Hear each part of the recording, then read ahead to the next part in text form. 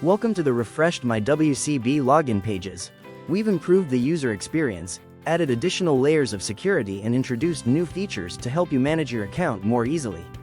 First, you'll enter your user ID and password to sign in. The first time you log in after December 15th, you'll be guided through a quick, one-time email verification. The process is simple. Enter your email address into the login email address field and click Continue. Then we'll send an email to that address with a verification link. Open the email and click Verify my login email address. Clicking the link will complete the verification process and take you to this landing page. From here, click Continue to your MyWCB, which will take you to our new employer hub. Based on your assigned role, you'll be able to navigate to all the services you are familiar with from the drop-down menus.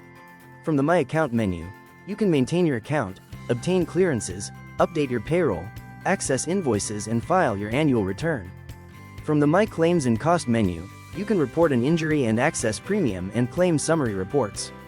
From the MyWCB administration menu, you can update your profile, including managing the access of users at your organization or changing your account's multi-factor authentication options.